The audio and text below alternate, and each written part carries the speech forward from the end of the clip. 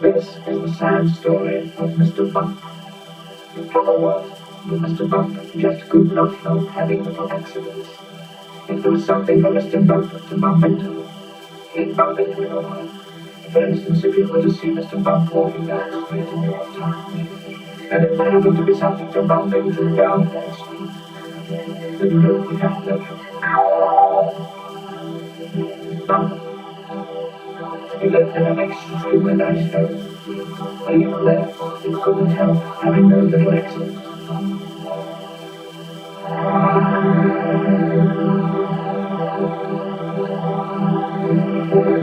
Mr. Bump was just the same again. For instance, one morning when Mr. Bump went outside his house, he noticed that the chimney pot had come loose in a stall the night before. Which fixed them before it falls off, thought Mr. Bump to himself. And he hurried off to his garden here to fetch a ladder.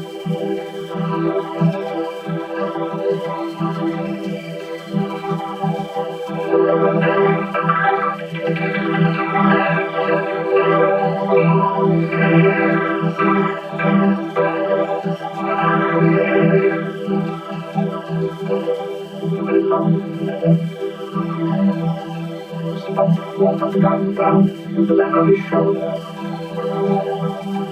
He turned the corner of the garden path, gradually opened the window.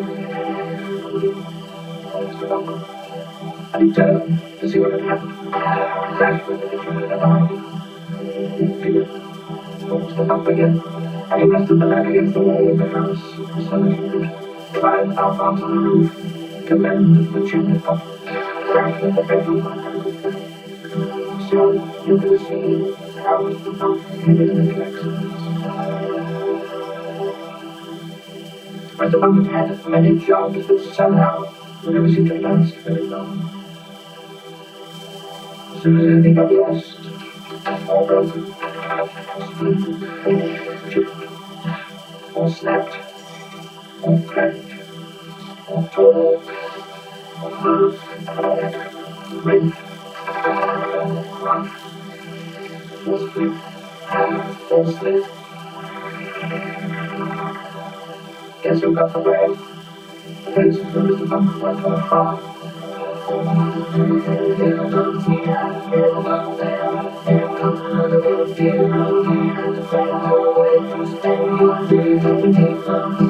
Tripped over the farm dog.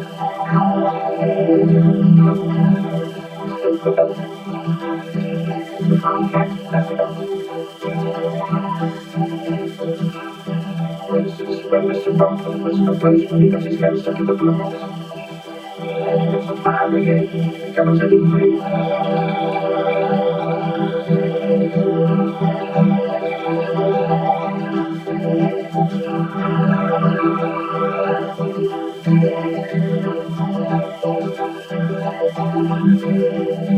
For instance, when Mr. Bump was a cub, and he found that when he was having days, he hammered his thumb most of the time, and the rain found it all.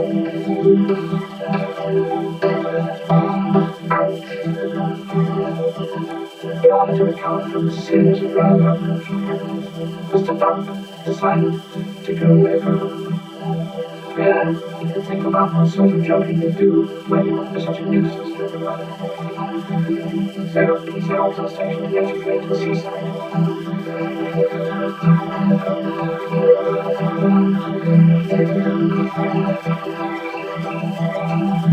While Mr. Bump was on holiday, several things happened. For instance, he fell off a boat to the sea. The night, he got arrested. For instance, one day when he was quietly walking along the beach minding his own business, he got his foot stuck in a bucket. As he couldn't get it off, he had to hop around with it on his foot for hours.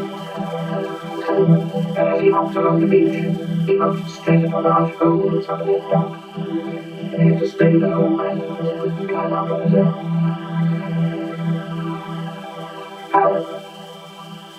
right all these little accidents. Mr. Bump enjoyed his holiday. And when he was there, he had a splendid idea about what sort of a job he should do. It was good, the best idea Mr. Bump had ever had. An absolutely splendid idea.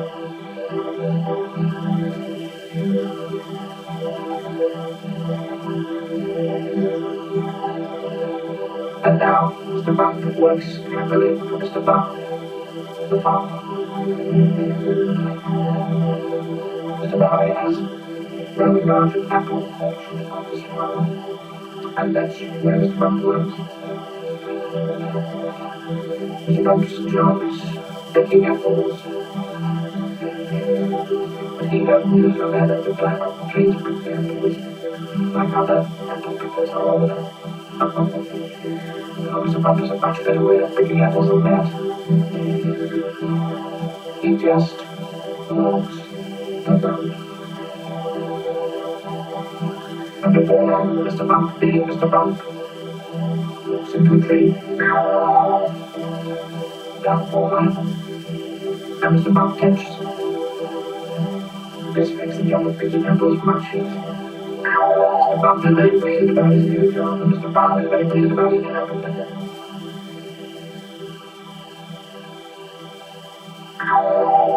So you see, the story of Mr. Bump is a story after all.